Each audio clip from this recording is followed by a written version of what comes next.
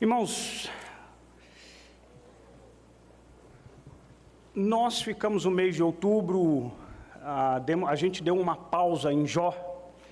O mês de outubro foi o mês de aniversário da igreja, a gente recebeu todos os domingos pregadores, convidados, irmãos queridos, pastores que vieram de outras igrejas. Portanto, a gente deu uma pausa na exposição da Escritura, no livro de Jó, e hoje eu quero convidar você a retornar e que você seja firme e tenha esperança. Faltam 2 sermões em Jó e a gente encerra Jó.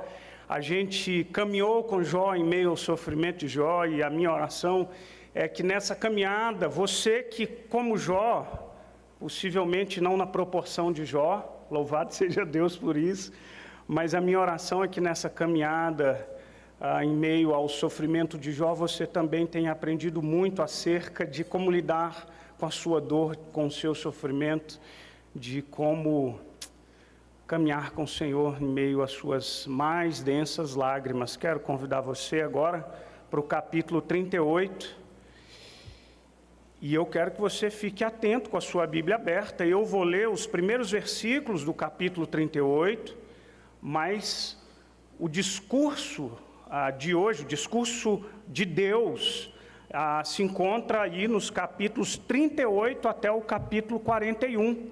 E domingo que vem a gente encerra com o capítulo 42.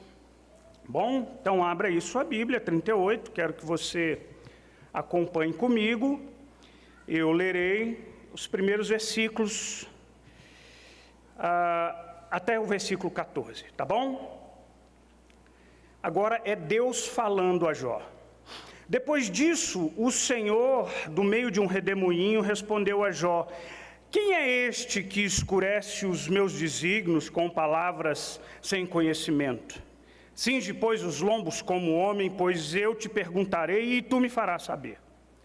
Onde estavas tu quando eu lançava os fundamentos da terra? Dize-mo se tens entendimento. Quem lhe pôs as medidas, se és que sabe, ou quem estendeu sobre ela o cordel, sobre que estão fundadas as suas bases, ou quem lhe assentou a pedra angular, quando as estrelas da alva juntas alegremente cantavam e rejubilavam todos os filhos de Deus? Quem encerrou o mar com portas quando irrompeu da madre? Quando eu lhe pus as nuvens por vestiduras e a escuridão por fraldas?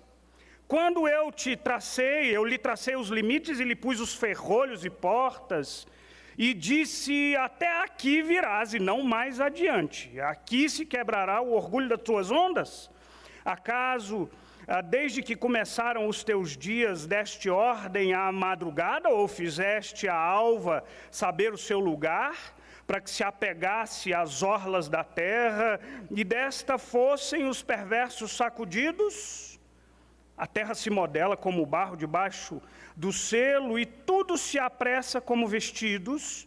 Vamos comigo lá para o capítulo 40. Avança um capítulo. E eu quero ler os primeiros versículos aqui.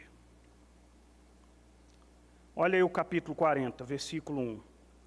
Disse mais o Senhor a Jó: acaso quem usa de censuras contenderá com o Todo-Poderoso? Quem assim arguir a Deus, que responda.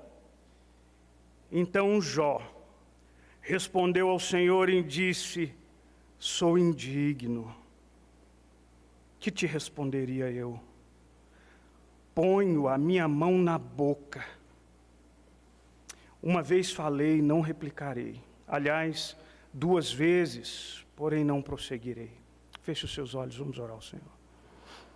Pai querido, eu quero te agradecer, porque a Tua palavra é muito preciosa, e a Tua palavra nos convida a refletirmos sobre as questões mais difíceis e amargas que a gente precisa enfrentar. Deus, mas a gente chega aqui, a gente precisa do Senhor, a gente precisa do Senhor. Há tantos corações, tantas vidas diferentes formas de pensar, diferentes expectativas, diferentes formas de sofrer, mas todos nós aqui que estejamos aqui num propósito maior de adorar o Senhor, e por isso eu peço ao Senhor, fale ao coração desses que aqui estão, em nome de Jesus, porque só o Senhor conhece o mais profundo do ser de cada um.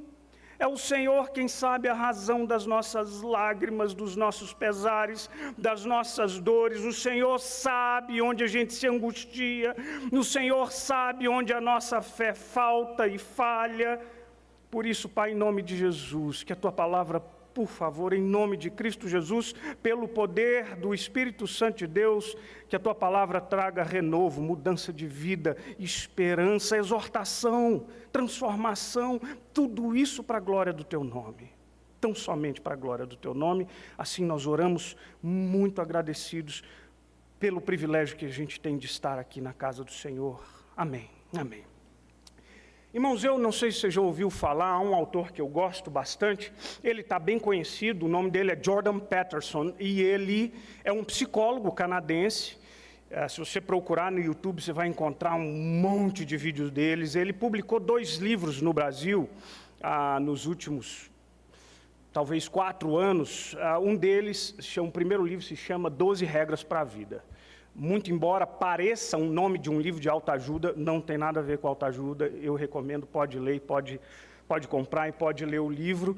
E pouco tempo depois ele publicou o 2º livro, chamado Além da Ordem, mais 12 Regras. Bom, eu estava ouvindo uma palestra do Jordan Peterson e ele estava dizendo uma coisa muito interessante, que diz respeito, uma forma muito interessante de descrever a nossa realidade, de gente que sofre, de gente que passa por situações difíceis e adversas. Ele diz que a nossa vida, ela vive entre a alternância daquilo que ele chama de caos e ordem. Esses são 2 aspectos inescapáveis da vida de cada um, o caos e a ordem. E o que é a ordem? A ordem é o chão seguro da previsibilidade da vida, quando tudo está muito bem. Quando você sabe ou tem ideia de que o dia de amanhã correrá normalmente, você vai acordar, tomar o seu café, ir para o seu trabalho, ir para a sua escola, e tudo vai bem. Tudo vai bem. Na ordem, a gente tem um chão seguro, a gente sabe onde pisa. E a ordem traz tranquilidade para o coração da gente, não traz? É bom saber ou é bom ter a impressão de que nada vai dar errado. É muito bom, é muito satisfatório. O caos, por outro lado, representa o seu oposto. O caos é quando a vida sai do trilho, sai da sua normalidade. O caos é quando a ordem dá lugar para desordem. A vida é chacoalhada. O caos é quando a gente perde o chão onde a gente pisa. Quando é que o caos, de que forma ele se manifesta na vida da gente? O caos chega quando a gente tem a notícia ou o diagnóstico de uma doença grave.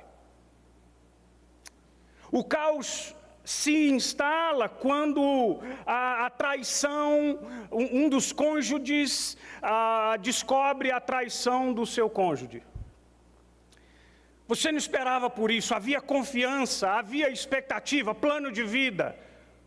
Ou quando você perde aquela pessoa que você muito ama, e essa pessoa se foi de uma forma inesperada, caos.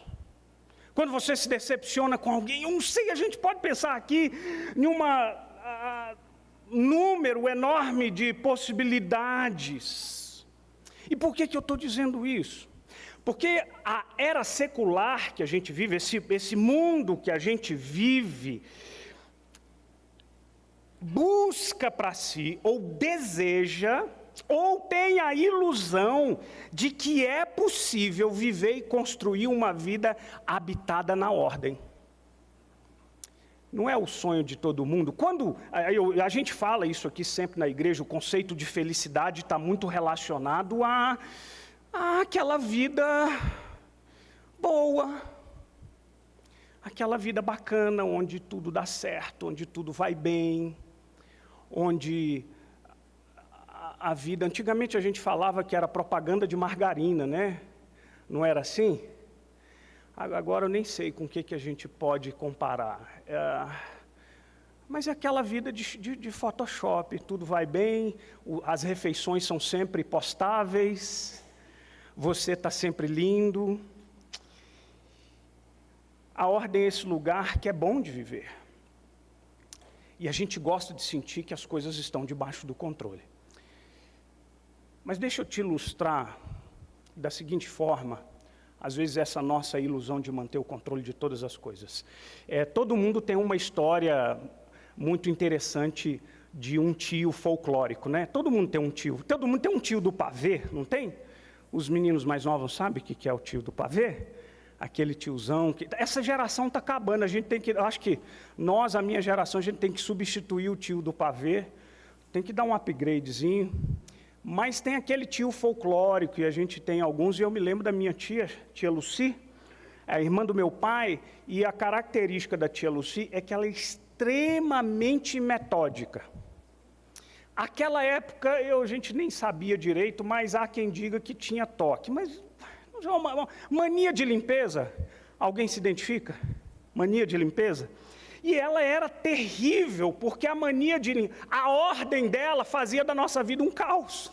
Era insuportável. Mas era assim, era cômico às vezes. Então, por exemplo, a tia Lucia era daquelas que ela estava passando naquele quintalzão de casa. Ela morava com a minha avó, e ela passava naquele quintalzão e tinha uma toalha estendida assimetricamente, onde as pontas não estavam simétricas. Ela passava...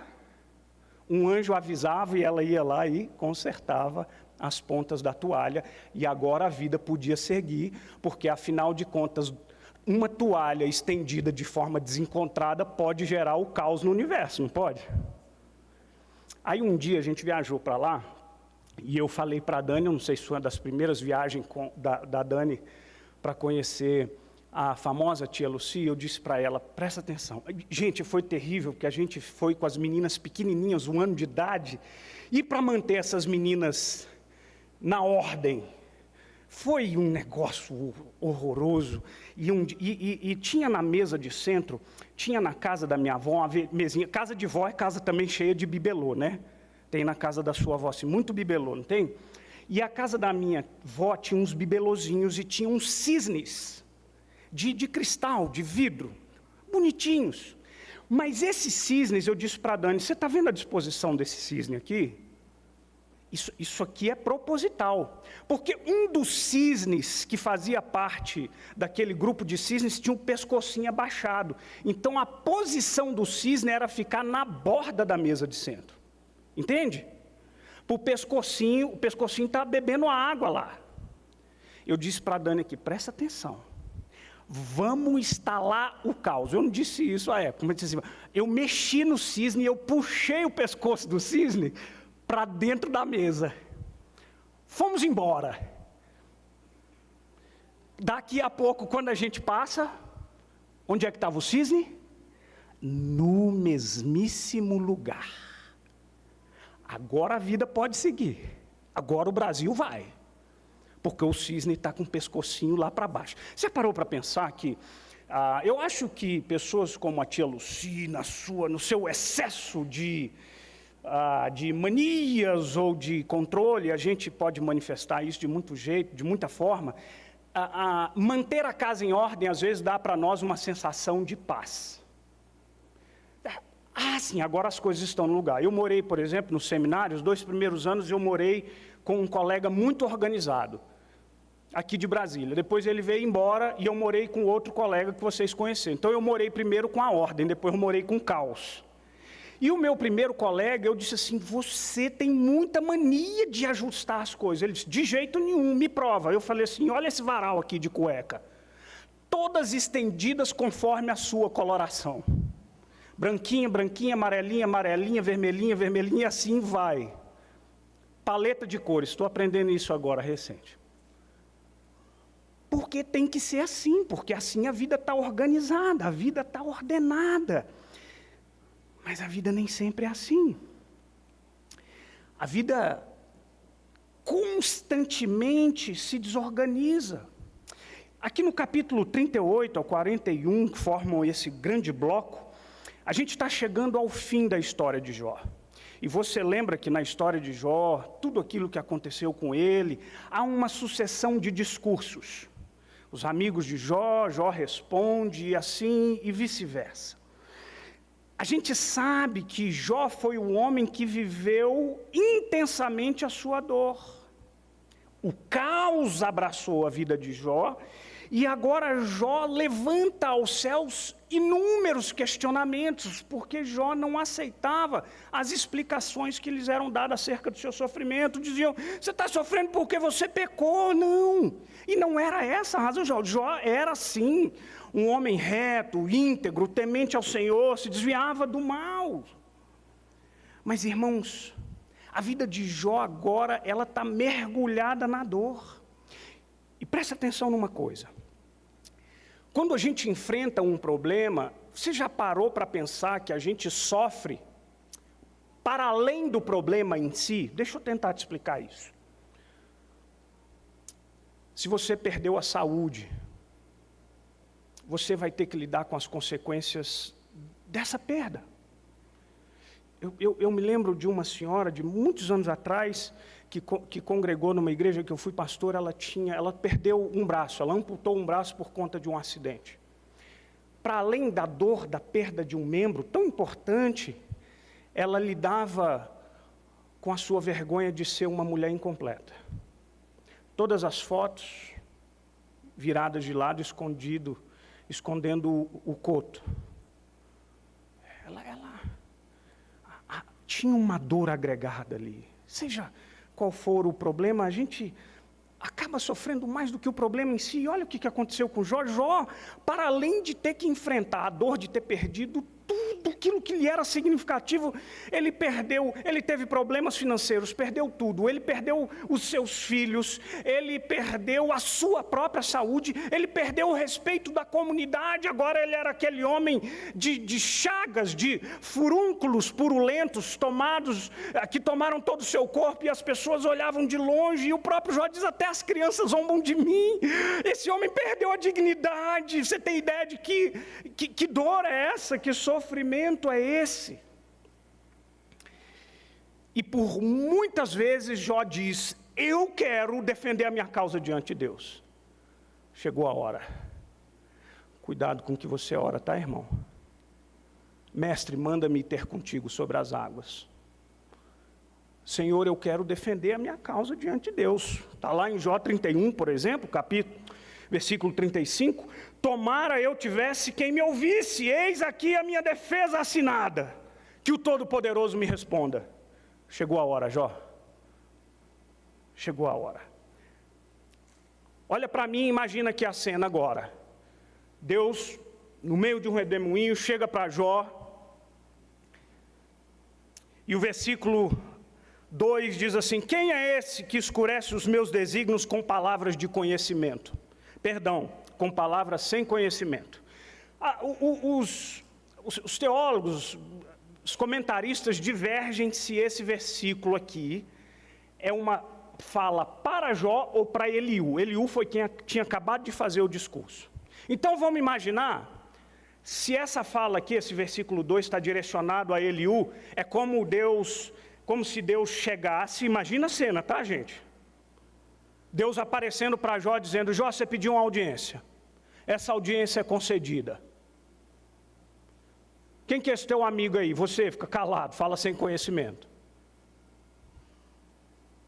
E aí Deus se vira para Jó, e aí o versículo 2 também, cinge os teus lombos, posta-se como homem, que eu tenho muita coisa para te falar. Eu ia ficar com muito medo. Ou os dois versículos podem ter sido ditos para Jó também. Quem que é você, Jó? Está falando sem entendimento. Levanta, cinge os lombos, posta-se como homem, porque você pediu uma audiência, agora você vai ter. Mas antes de você falar, você me escuta. Irmãos, aqui vai começar um grande discurso de Deus. Agora Deus se posta para falar com Jó, e presta atenção numa coisa. Eu acho que a expectativa do nosso coração aqui é, Deus agora responde a Jó os questionamentos dele. explica para Jó. Sabe o que a gente encontra aqui? Nenhuma resposta. Nenhuma resposta. Isso mesmo, Deus não dá nenhuma resposta, pelo contrário, Deus faz 70 perguntas para Jó. 70 perguntas são feitas para Jó.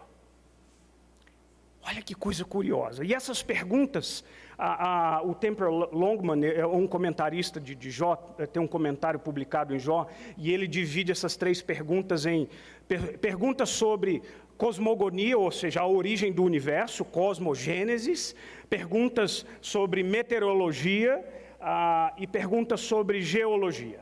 O fato é que Deus começa a fazer perguntas para Jó, e de uma forma geral essas perguntas fazem Jó, por exemplo, olhar para a criação de Deus, lá no versículo 4 e 5, capítulo 38. Jó, onde você estava quando eu lancei os fundamentos da terra? Em outras palavras, você, Jó, onde é que você estava quando eu criei o mundo? Responde, você tem entendimento? Quem é que mediu a terra? Foi você? Versículo 8, quem é que estabeleceu os limites do mar? O texto aqui diz, quem encerrou o mar em portões? Foi você, Jó? Versículo 12, alguma vez na vida você deu ordem à madrugada? Você mandou que o dia amanhecesse e o dia obedeceu, Jó? Você tem esse poder?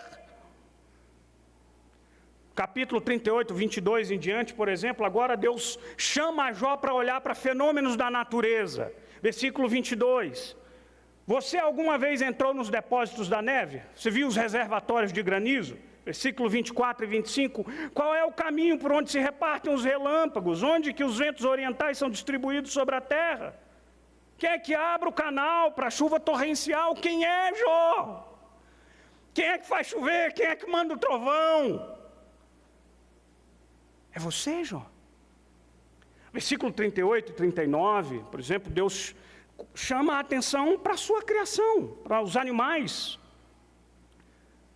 Versículo 38 e 39, Deus está perguntando, Jó, por acaso você é que alimenta os filhotes da leoa? Ou os corvos e os seus filhotes? É você, Jó? É você que faz isso?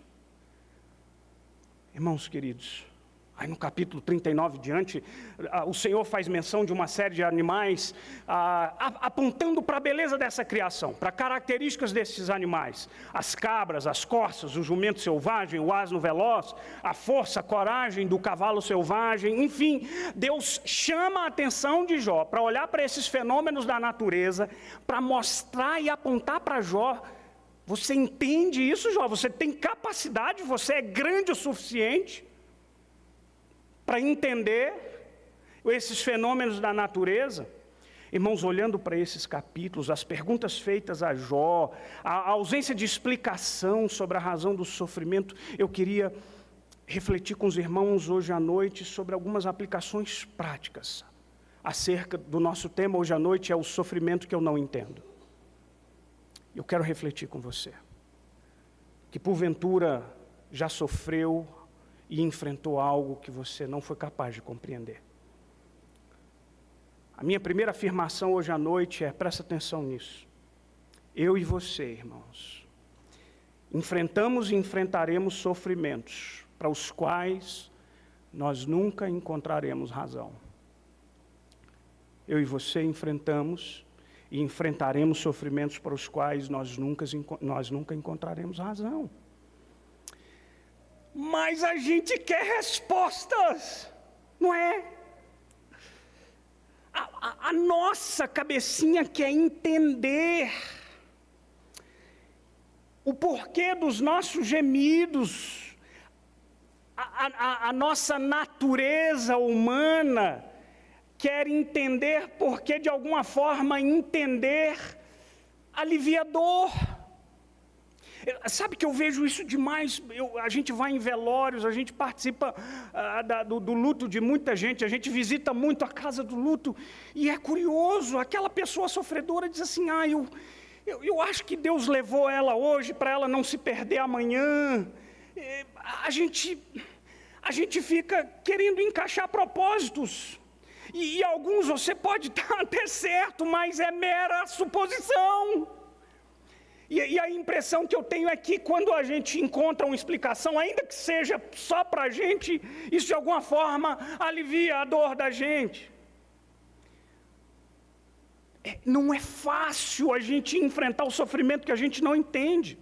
Olha o reverendo Hernandes Dias Lopes comentando esse texto e falando de uma forma tão bela. Ele diz acerca do silêncio de Deus. Olha o que ele diz: o silêncio de Deus grita mais alto nos ouvidos da nossa alma que o ruído mais barulhento das circunstâncias mais adversas. Pior do que sofrer é sofrer sem explicação. Deus, eu queria tanto entender. Eu queria tanto entender. Irmãos, dentre muitas lições que a gente pode extrair aqui acerca do sofrimento no livro de Jó, uma delas, eu já disse isso e eu quero reiterar, eu quero que você entenda que Deus não tem a obrigação de te dar respostas. Ele não tem esse compromisso com a gente. E eu quero complementar essa razão, sabe por quê? Porque eu e você somos limitados. Eu diria que talvez seja essa uma das principais razões pela qual enfrentaremos sofrimentos que não entenderemos, essa nossa limitação. Gente, entende uma coisa, eu e você estamos lidando com um Deus grande demais, com propósitos eternos e grandiosos demais, que não caberiam na nossa cabeça. Você simplesmente não obterá respostas, porque você é limitado demais para entender determinadas respostas. C.S. Lewis, eu já citei aqui em uma das pregações do sermão, um dos livros do C.S. Lewis, chamado Anatomia de um Luto, que é um livro belíssimo, mas muito doloroso de ler, porque é um diário da sua viuvez, quando ele havia perdido a sua esposa, um casamento que durou muito pouco tempo, ela foi acometida de um câncer, enfim, Deus a levou. E esse livro, nos primeiros capítulos, são sua crise de fé, questionamentos. E à medida que o livro avança, ele vai relatando o coração dele sendo apaziguado por Deus. Ele encontrou respostas? Não. Abre aspas, olha o que C.S. Lewis diz a esse respeito. Pode um mortal fazer perguntas que Deus considere irrespondíveis? Pensa aí em você. Pode, gente? Eu acho que muitas, né? Não porque Deus não tem as respostas, porque você não tem nenhuma capacidade de compreendê-las. Todas as perguntas, disse C.S. Lewis, todas as perguntas sem sentido são irrespondíveis. Exemplos. E aí eu vou perguntando, você tenta responder aí, tá? Quantas horas existem em 1 quilômetro? Hein? Você ainda está tentando entender essa pergunta, não está? Eu também. O amarelo é quadrado ou redondo? Provavelmente metade das perguntas que fazemos, ou metade dos nossos grandes problemas teológicos e metafísicos são assim. Não tem respostas para você. Deus sabe delas. Irmãos, é por isso que Deus faz perguntas a Jó. Sabe por quê? Porque perguntas são importantes. Perguntas fazem a gente refletir. Perguntas fazem a gente olhar para dentro. Perguntas fazem a gente olhar para além do problema. Pergunta faz a gente tirar os olhos da dor em si. As perguntas de Deus fazem com que Jó olhe para si mesmo e Jó olhe para Deus, quem Ele é e o que Ele faz. E a gente encontra isso, eu citei alguns, por exemplo, alguns versículos, quando Deus pergunta para Jó, para que Jó olhe para a criação. Onde você estava, Jó, quando eu criei a terra? Você é eterno? Não, você não é, né? Deus, por exemplo, fala para Jó olhar as estrelas. Aliás, essa é uma pedagogia divina. Ele disse para Abraão, lembra? Olha lá para as estrelas do céu, você pode contar? Olha aí o versículo 31. Aliás, é até bom a gente explicar um versículo aqui, para você não confundi-lo com outra coisa, de qualquer semelhança. Olha aí o versículo 31, diz, poderás tu atar a cadeia dos 7 estrelas? Aqui há menções de constelações, tá, irmãos? Ou soltar os laços do Órion. A NAA, a nova versão Almeida atualizada, diz assim, será que você pode atar as correntes dos 7 estrelas, uma constelação, ou soltar as cordas do Órion? E aí o versículo que talvez você possa ficar confuso, versículo 32, ou fazer aparecer os signos do zodíaco, ou guiar a ursa com seus filhos. Gente, nada a ver com astrologia, tudo a ver com astronomia. Não confunda uma coisa com a outra, tá? Os signos são as estrelas, o zodíaco é uma constelação, foi a tradução que o autor achou para uma constelação desconhecida. Aliás, nenhuma outra versão, a NAA, a NVI, não traduz aqui como zodíaco, ela vai falar simplesmente constelação. Bom, dito isso, o que é que eu quero lembrar você? Deus está mandando Jó olhar para as estrelas do firmamento e diz, e aí, Jó? Você entende essa grandeza? Você entende essa grandeza? Jó não fazia nem ideia, porque hoje com o Hubble, lembra do Hubble? O super telescópio que agora foi sucedido pelo James Webb. Sabe quantas estrelas a gente tem? A gente tem 2 trilhões de galáxias. Uma galáxia consiste num sistema de milhões ou bilhões de estrelas reunidas por meio da gravidade, e contém um sistema planetário. Você dá conta de mensurar esse negócio? Você não dá, né? Eu também não.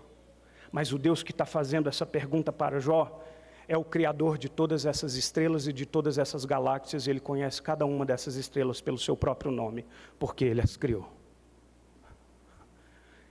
É isso que Deus está chamando a atenção de Jó.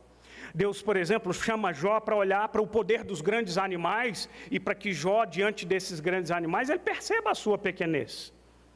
Há 2 menções aqui que na nossa Bíblia traduzem como o hipopótamo e o crocodilo. O hipopótamo é o behemoth.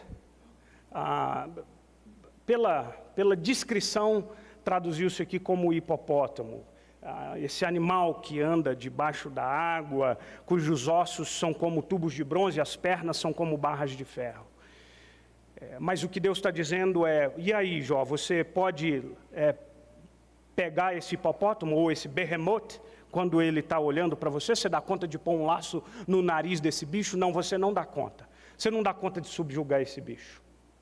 E o outro bicho é o Leviatã, lá no capítulo 41, versículo 1 a 34, todo vai falar desse bicho chamado Leviatã, que a nossa tradução colocou como crocodilo, e eu acho que não é um crocodilo, porque fala das escamas seladas como selo, da boca cheia de dentes. As outras traduções, todas elas, NAA, NVI, NTLH, traduzem como Leviatã, ou monstro marinho. Há até uma possibilidade de que seja uma menção a um monstro mitológico, algo semelhante ao dragão, para ilustrar a incapacidade que o ser humano tem de subjugar um animal desse tipo, tão poderoso desse tipo. No início do capítulo 41, diz, os mercadores podem vender um bicho desse? Ou você pode dar um bicho desse como presente para os seus filhos? Fazer um pet de um dragão? Não, você não pode. Deus chama Jó para olhar para ele, para olhar para Deus. Gente, capítulo 40, versículo 9 e 10. Deus diz assim, você tem um braço tão forte como Deus? Você pode trovejar com a voz com que Ele troveja? Adorna-se então com excelência e grandeza, vista-se de majestade. Irmãos, presta atenção numa coisa. Deus não vai responder nenhuma das perguntas de Jó, porque Jó é pequeno demais, assim como eu também sou, limitado demais para entender. Porque há coisas que são grandes demais para caber aqui e aqui. Como disse Isaías 55, versículo 8 a 9, porque os meus pensamentos não são os vossos pensamentos, nem os vossos caminhos, os meus caminhos, diz o Senhor, porque assim como os céus são mais altos do que a terra, assim os meus pensamentos são mais altos que os vossos pensamentos. A gente é tão pequeno. Não espere resposta para todas as suas perguntas. Mas há uma segunda afirmação que eu quero fazer hoje à noite, é que o silêncio de Deus, entenda isso, o silêncio de Deus não é sinônimo da sua ausência.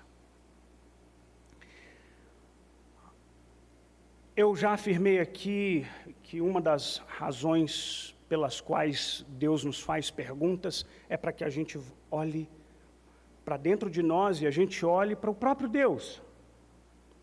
Olhando para nós, a gente percebe a nossa pequenez, as nossas limitações, mas olhando para Deus, a gente é chamado para olhar quem Ele é, a grandeza dEle, o poder dEle, aquilo que Ele faz. Irmãos queridos, na cabeça da gente, eu acho que isso é intensificado por uma cultura tão materialista, consumista, pela famigerada teologia da prosperidade que assolou tantas igrejas e tantas denominações. Quando um sofrimento se instala na vida da gente, o coração da gente se pergunta, mas Senhor, eu estou sendo um cara tão legal, não pode. A gente tem tanta dificuldade e a gente normalmente passa a achar na nossa crise de fé que não é possível, porque se eu estou sofrendo dessa forma, Deus não está me ouvindo, Deus está longe de mim. Deus não está vendo. Olha o que Deus mostra para Jó, versículo 25, 27, do capítulo 38. Deus chama Jó para Jó olhar para a providência de Deus. Deus não está respondendo a Jó, Deus está mostrando para Jó, Jó, eu sou Deus providente. Quem abriu os canais para o aguaceiro ou o caminho para os relâmpagos e os trovões, para fazer chover sobre a terra, onde não há ninguém, e nos lugares desertos onde ninguém mora, para dessedentar a terra deserta e assolada, para fazer crescer os renovos da erva. Entenda uma coisa, Deus não é somente o autor da criação, Ele é o sustentador dela. Ele é o provedor, Ele é quem mantém todas as coisas funcionando. O mundo é mantido pelo seu poder, é a sua mão, não se esqueça disso.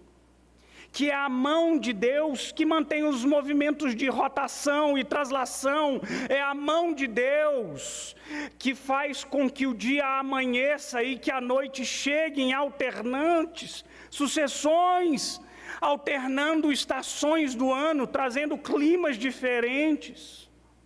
É Ele que, como nós já lemos, é quem alimenta os filhotes da leoa, os filhotes do corvo.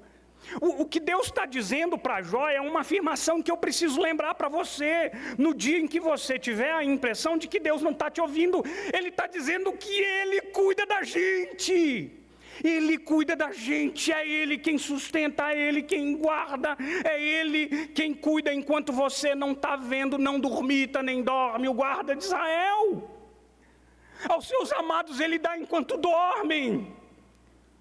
Ele está muito mais preocupado com você do que você está com Ele.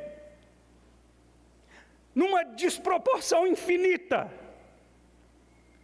Por isso, eu preciso reafirmar que o silêncio de Deus não é sinônimo da sua ausência, não é. E a gente precisa ser lembrado disso. A gente precisa olhar para a nossa vida e perceber nos detalhes da nossa vida o cuidado de Deus sobre nós. De novo, vou citar o C.S. Lewis aqui. quando fala a respeito dessa sensação de que o silêncio de Deus é sinônimo da sua ausência, ele diz assim: quando eu coloco essas perguntas diante de Deus eu fico sem resposta. Mas olha que coisa interessante, ele diz que é um tipo bastante especial de sem resposta. Não é a porta trancada, é mais um olhar fixo e silencioso, certamente não incompassivo. Como se ele balançasse a cabeça, não em recusa, mas deixando a pergunta de lado, como quem diz: calma, criança, você não entende. Calma, calma. Você não entende. Mas eu estou aqui. Eu estou aqui do seu lado. Eu estou aqui com você. Então entenda que as promessas de Deus para os seus filhos nunca apontam na direção da ausência de adversidades, mas sempre apontam na direção da providência e do cuidado constante de Deus para com seus filhos. Essa é a promessa dele. Eu jamais abandonarei vocês. É fato que Deus não nos impede de enfrentarmos lutas 1000, mas o que Ele garante é que Ele vai estar conosco, como Isaías 43, versículo 2 e 3, tão belamente dizem: quando passares pelas águas, eu serei contigo, quando pelos rios, eles não te submergirão, quando passares pelo fogo, não te queimarás, nem a chama arderá em ti, porque eu sou o Senhor teu Deus. Senhor, mas eu não quero passar pelas águas, pelos rios e pelo fogo. Não tem jeito, você vai. Mas Deus vai com você.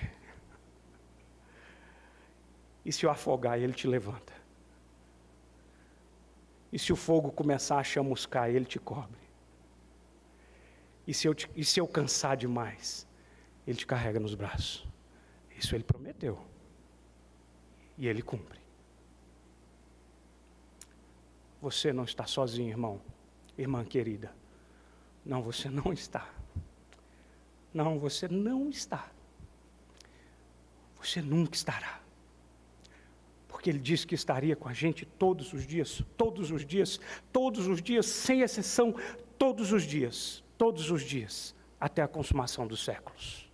Todos os dias. Não há um dia nessa vida que você acorde sozinho. Não há um dia na sua vida que você dormirá sozinho. Não há uma lágrima na sua vida que você derramará sem que elas sejam paradas. Essa é a promessa de Deus para nós. E para a gente caminhar para o fim, e o mais importante, é que eu quero que você se lembre que, mais do que respostas, nós precisamos da presença de Deus. Capítulo 38 a 41, esse discurso longo de Deus é dividido em duas partes. A primeira delas, o capítulo 38 e 39, Deus faz o discurso, e ao final do capítulo 39, Deus dá a chance para Jó falar. Imagina você ouvindo tudo isso de Deus, você pequenininho ali no banco dos réus. E aí, Jó, onde é que você estava? Você é eterno? Você mediu? Você sabe a largura da terra? Você não sabe, né, Jó?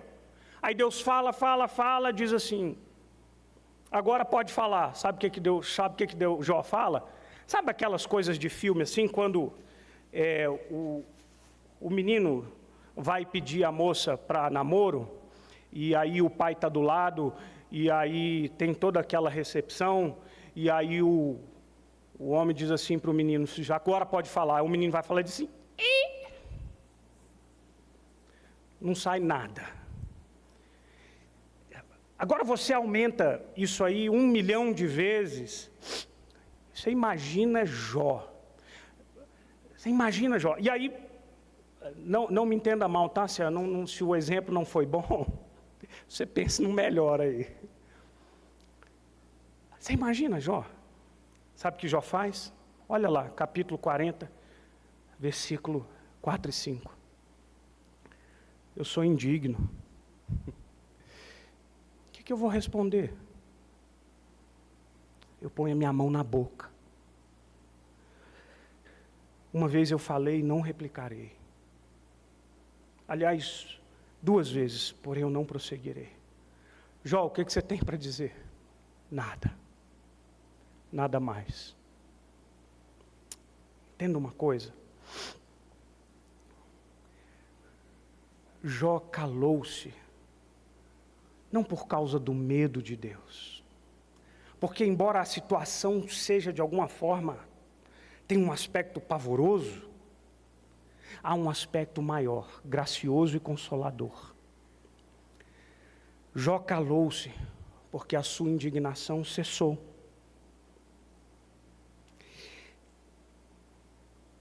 Irmãos, não são os problemas de Jó agora, ou as dores, que são aquilo que, as coisas que gritam mais alto na alma de Jó. Agora, a evidência da grandeza de Deus é maior do que os problemas que Jó tem.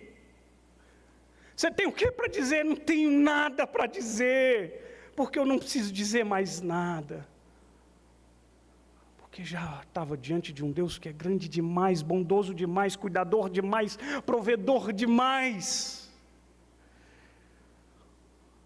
Eu não preciso falar mais nada, meu coração está bem. Eu estou em paz. Você lembra daquele hino? Se paz a mais doce me deres gozar, se dor a mais forte sofrer?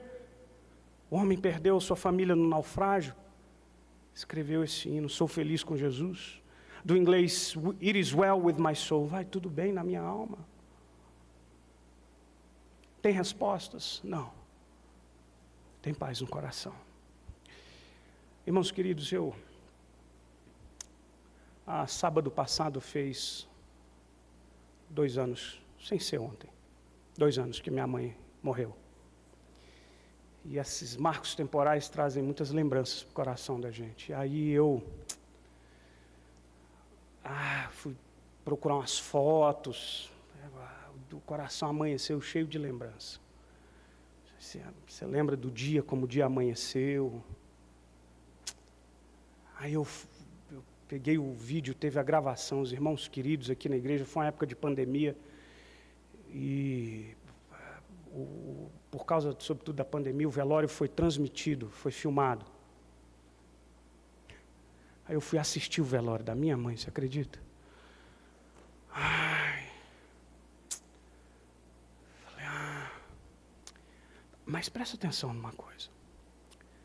No dia que antecedeu a morte dela, eu nunca me esqueço disso, o cronômetro estava contando e a contagem regressiva já havia começado. A gente sabia que em algumas horas ela partiria, e ela deitadinha, e eu botei músicas, eu procurei no Spotify hinos tocados ao piano, e eu passei o dia na frente dela, assim, sentadinho, e ela ali na minha frente, e ali eu chorei, orei.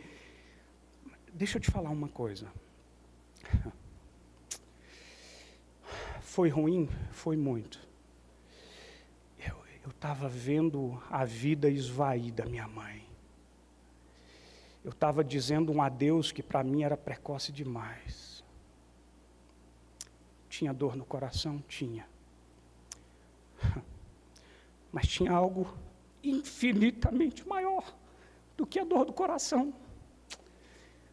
Tinha uma paz abraçando o coração, a evidência da presença de Deus na vida de quem Ele estava levando e levando para Ele, e o poder do Espírito Santo aparando as lágrimas que eram derramadas. Doeu, mas maior do que a dor, a paz que estava invadindo o meu coração naquele dia inteiro de despedida. Que coisa, né? Que coisa maravilhosa é essa? Quando a gente consegue olhar para Deus, um Deus que é tão maior do que aquilo que a gente passa, irmãos queridos. A vida é cheia de dádivas do Criador, e aqui eu vou caminhar para a gente encerrar. A vida é cheia de dádivas do Criador, mas presta bem atenção, as dádivas são boas, muito boas. O seu trabalho, a boa comida, os bons amigos, as boas risadas, dádivas de Deus. O seu esposo, a sua esposa, a sua sogra, todos. Sabe qual é o problema? O problema é que nós pegamos essas boas dádivas e a gente faz delas um fim em si mesmo, em si mesmas. E aí, quando a gente perde as boas dádivas, a gente acha que perdeu tudo. E a nossa oração só consegue se resumir tipo, ó Deus, perdi a saúde, Deus, cura-me.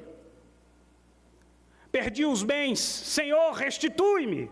Não que essas orações não possam ser feitas, não é isso, elas podem ser feitas, mas eu quero que você entenda que você carece de Deus muito mais do que aquilo que te foi retirado. Porque Deus é maior do que qualquer coisa que a gente possa perder, é isso que abraça o coração, que fortalece a nossa alma. É por isso que quando o apóstolo Paulo está lá angustiado, o espinho na carne, ele ora 3 vezes a Deus, relato lá de 2 aos Coríntios, no capítulo 12, ele pede a Deus para que tire dele o espinho na carne, e o que ele ouve de Deus? Olha o que ele ouve de Deus, a minha graça te basta. Porque o poder se aperfeiçoa na fraqueza, você precisa de mim mais do que qualquer outra coisa, eu basto a você. Aí a gente diz assim, glória a Deus, que resposta bonita para o meu irmão. Quando o testemunho é contado, fica lindo. Mas se a resposta é para nós, ai meu Deus, ela é angustiante. O problema é que a gente acha que quando Deus nos nega algo, Ele está nos privando de um bem que desejamos. Mas eu quero convidar você a mudar a perspectiva, ajusta as lentes aí. Ainda que Deus nos negue algo que desejamos muito, Ele nunca nos privará de um bem muito maior, que realmente precisamos. Deus dá a si mesmo para nós. É disso que você precisa. É disso que você precisa. Essa é a natureza do Deus Emanuel encarnado e crucificado. Jesus é a expressão mais concreta da doação do nosso Deus em nosso favor. E um versículo importante, agora olha lá com a sua Bíblia, capítulo 40, versículo 8. Deus diz assim para Jó, olha o que Deus diz para Jó, acaso anularás tu, de fato, o meu juízo, ou me condenarás para te justificares? Essa foi uma pergunta feita a Jó. E a resposta, obviamente, é negativa. Entendeu o que Deus perguntou? Jó, você vai anular a minha justiça, ou você vai me condenar para que você seja justificado? A resposta de Jó, obviamente, ainda que não explícita, aqui é não. Você percebe como isso aqui aponta para Cristo Jesus? Porque em Cristo Jesus, Deus faz exatamente isso.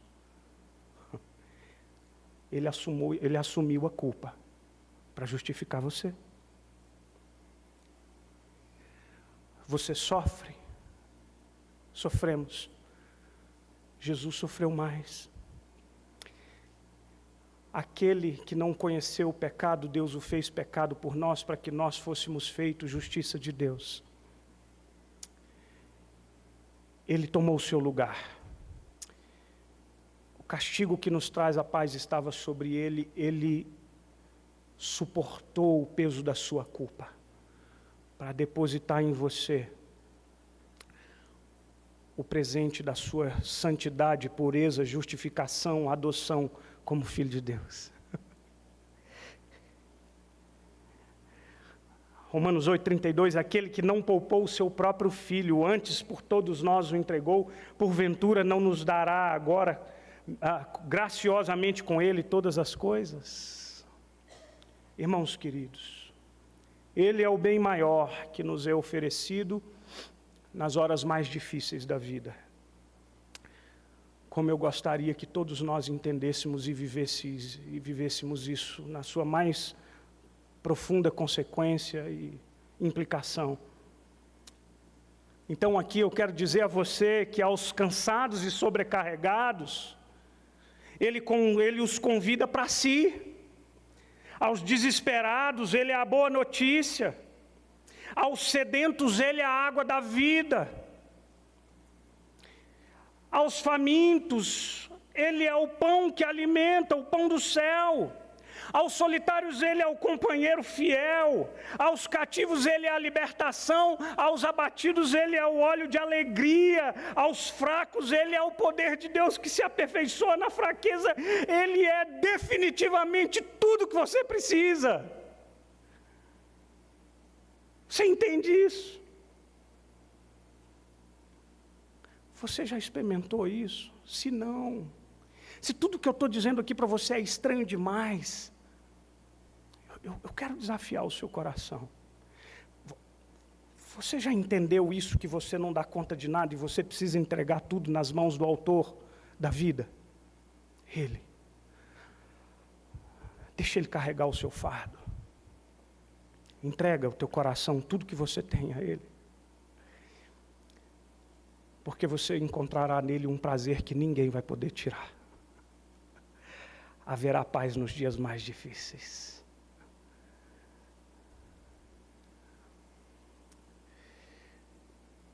Eu espero que um dia a gente consiga cantar de coração. E eu acho que o hino 120 do nosso hinário representa tão bem essa verdade. Dependência. Careço de Jesus, de ti, meu Salvador, somente a tua voz tem para mim valor. De ti, Senhor, careço, do teu amparo sempre. Ó, dá-me tua bênção, aspiro a ti. Careço de Jesus, unido a ti, Senhor, pecado e tentação não mais terão vigor. Careço de Jesus, nas trevas e na luz, sem ti a vida é vã, sou pobre sem Jesus. Careço de Jesus, viver desejo aqui, ligado mais e mais ao Salvador de ti. Pai, obrigado, porque tu és o bem maior da nossa alma. Abençoa os teus filhos benditos, benditos em teu nome. Pai querido, ajuda ao povo sofredor, a igreja militante, aquele que chora e que sofre e que geme. Que todos esses sofredores nessa comunidade de fé encontrem em ti o alento necessário para as dores para as quais nós nunca acharemos resposta.